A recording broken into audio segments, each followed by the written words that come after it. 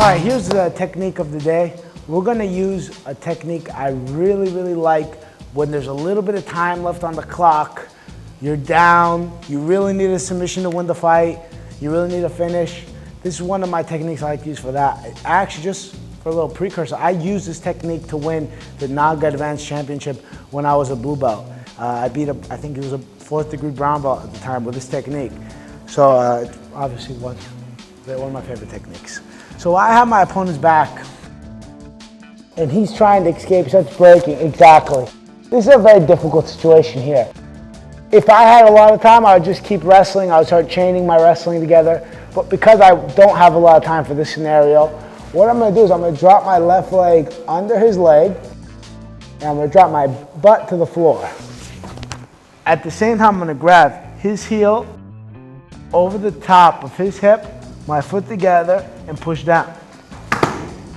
As you see, his knee is completely contorted. It's bent, which leaves a perfect situation. I use my underarm to wrap his foot, the top of his foot, and I use his heel, my blade under his heel. A lot of coaches, even how I was originally taught, use this, the little cul-de-sac you have here. I want to use my blade. Lucio Donatis taught me in the seminar one time, and since then, I've never went back.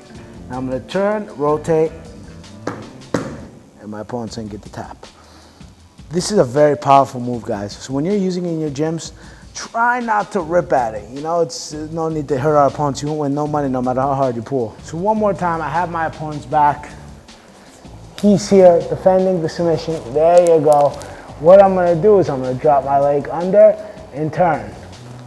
Under and let my head do the turning. As you see, right before Theo's about to fall, just because of the pressure on his hip, as I fall under here, I immediately pick this leg up and turn my body using my hips.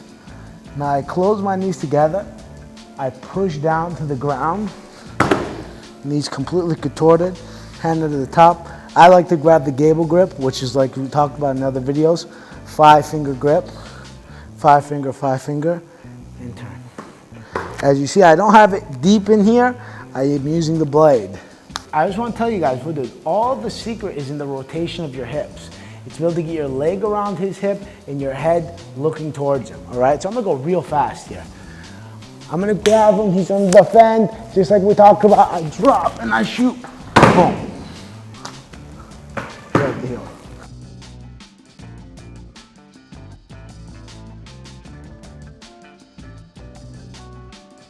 5-finger grip, 5-finger grip. As you see, on my 5-finger grip, this is called the gable grip. I really like this grip, even for heel hooks. I enjoy it a lot. And right here, I don't want to put it right in that little crest, right in that little V. I want to put it on my blade. From here, I'm going to turn my body, my upper body towards here, and I'm ripping at his tendons in his knee. And this, just a warning for this technique, guys. This is a very dangerous technique to go very fast. So when you guys are training with your training partners, don't go full blast on this technique. You know, go for the technique, grab it. If your opponent's a little stubborn in the gym, hold back, no need. You know you got it. You know, you don't win no money no matter how much you tap out your training partners. You know, save it for the cage.